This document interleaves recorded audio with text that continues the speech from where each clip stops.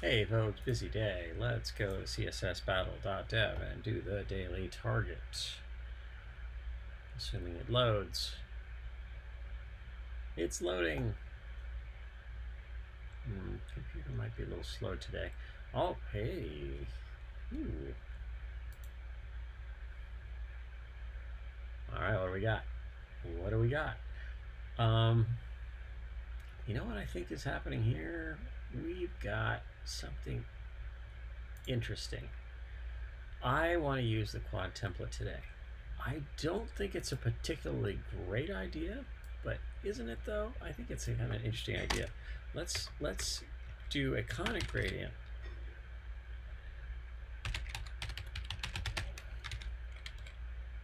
Which is, and actually do it as repeating, dash, and it's going to be at a particular value, at say 20 pixels, and then it's going to be this color, this whitish color, 0, 25%, and then transparent.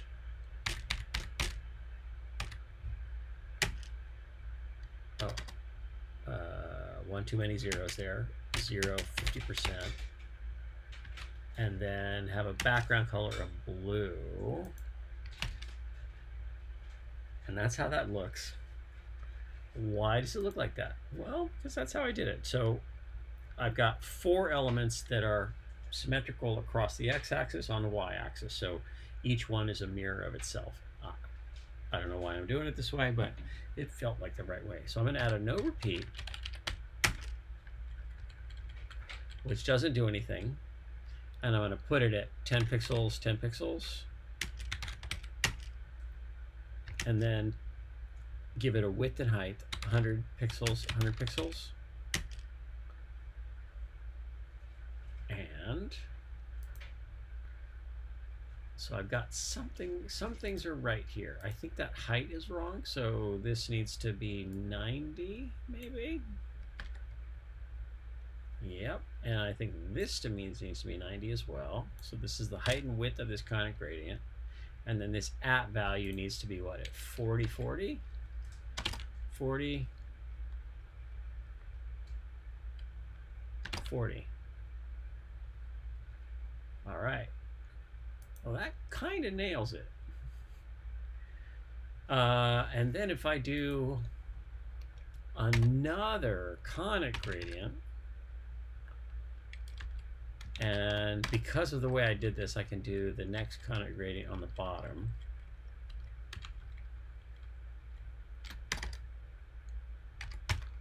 Conic gradient.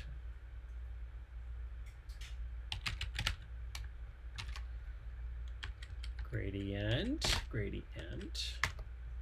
And let's do from 90 degrees at 180 pixels, 90 pixels. So that syntax is all about what the conic gradient center is and where it starts around the horn. All conic gradients start at 0 unless you tell them to do something else, in which case I'm telling it, hey, go ahead and go 90 degrees. And I just need to do 25%. And then I can do blue.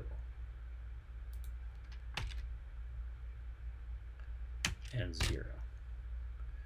And that gets us a little bit of what that is. So let's make that be more on the vertical. 1, 2, 1, 2, 5, and then 175. Now, the second and the third ones, we don't need those, do we? But there is a symmetry to it, which is kind of nice. I think what that means is, so the second one, the common thing is the x. So we need, that one's on the x and that one's on the y axis. So strictly speaking, I can do, I can do a variable. So this is just X and this is just Y. So I can do, what can I do? Oh, and I still need the elements. It's just this repeating kind of gradient that I need to modify. So I need to do a var the way I'm doing it, which is, a little silly.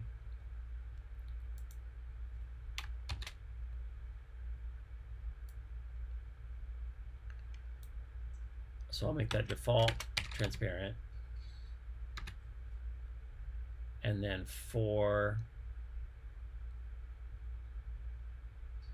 actually, no, I don't want it to be default. I want the default to be this. And then I want,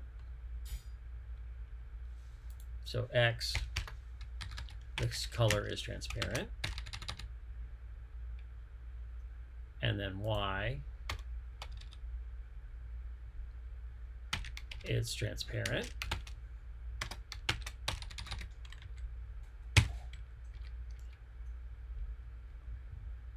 Oh, that's not true.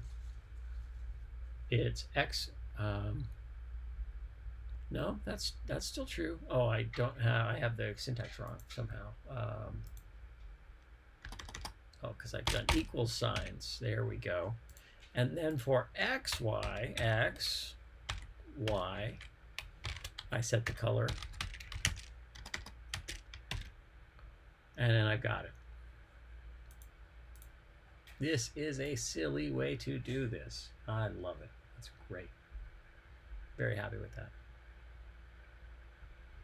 That's it. That's infinite match. So again, this is one of my less used GitHub plugins, always linked in the notes. I'm going to do a minify and a unit replace, and it's a lot of code. I'm a little tired, so I'm not going to do the other ways that I might do this. But obviously, each of these blocks is very specific. You could make 3.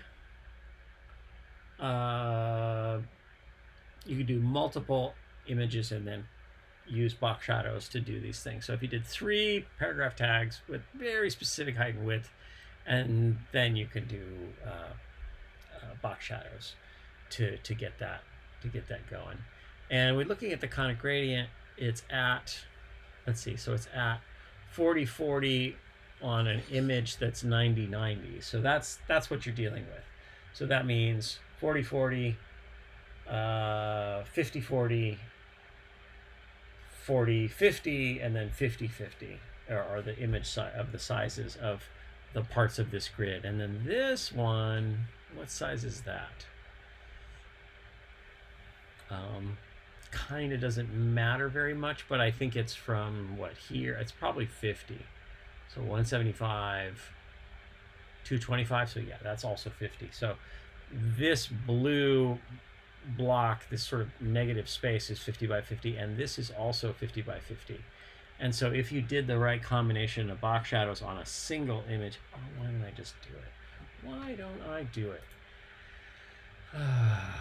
I'm going to do it. My computer's a little bit slow right now, but I'm not going to let that stop me from what I want to do, because I love to do these puzzles. I really do. Okay, so we get a single element. 120, 30, no, 125. There it is. The height is 50. And that means this is going to be, if it's 400 wide, we subtract 50. That's 175 is what we want. 175? No, 170? 172. No, 165. 167. That's what I want. All right, so that's, because of the margins, that's why. Okay, so if that's the case, let's create 1, 2, 3, 1, 2, 3 box shadows. So box shadow minus 200, 0. So the first two that we're going to do, and we're going to set a color. Color is this background color. So the box shadow will adhere to that. So 1, 8, 1, 8, 1, 7, and then minus 100 pixels. So I want to create, to start with, I'm going to create these shapes, and hopefully this is a way to do it. It's going to be a little complicated, but that's never bothered me before. How about 165, and then 70, 80, 75. Okay, great.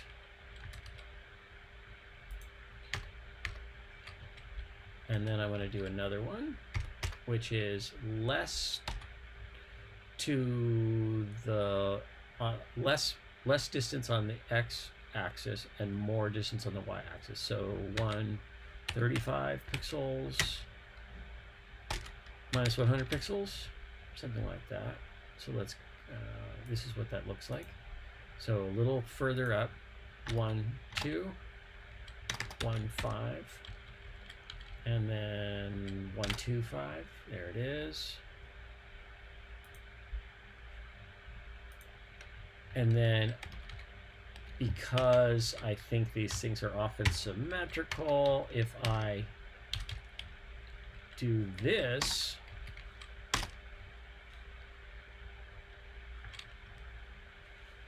and then that, then I get the same thing. And then I have 2 more box shadows to make, which is going to be slightly less, so I can cover up what's there. So I think I'm going to do 100, minus 100 pixels, minus 50 pixels. And I'll do black so I can see it. 2, 1, 2, 5. And then 6, 7, 8, 7, 75. And then I'm going to do that blue color. Oh, and I need to go a little bit more, don't I? Oh, I need those to be on the top. So I need a comma. There's 1. And then this next one is going to be positive and positive. And there it is. So what do we got there? We have a single element in the middle that is 50 by 50. And then we compose it using box shadows. So we have 6 of them. And then we can also remove this background. This is another little trick.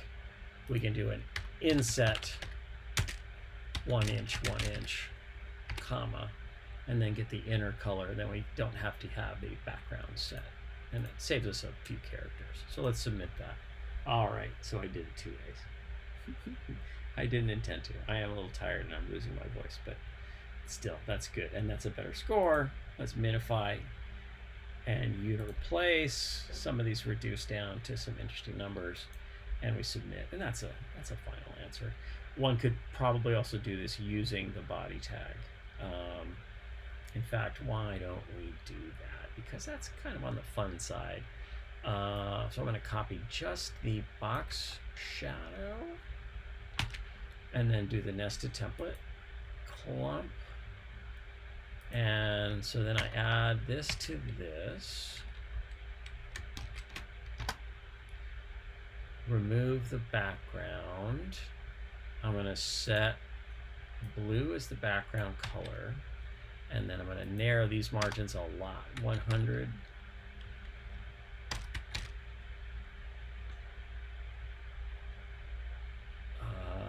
And I need color to be this.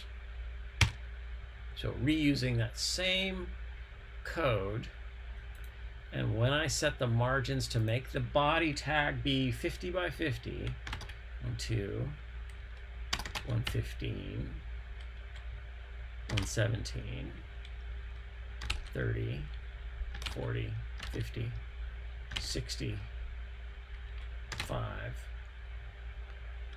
You can see that it is working, 66, 67. And that is the same technique, but using the body tag. So just because you wrote it with a paragraph tag doesn't mean you can't reuse that code. Now you've got different margins and different constraints, and I don't have to set a height because, again, the nested template is modifying the body tag, but somehow still allows box shadows to occur, which is, you know, a little bit on the odd, peculiar side. And I think, so that's a final answer. That's a nice solution too. All of these are nice solutions. I actually like all of them. And that's where I'll end. Thanks for watching. Hope you're having a great day. Be kind to yourself, be kind to others, and go make a webpage. See you tomorrow.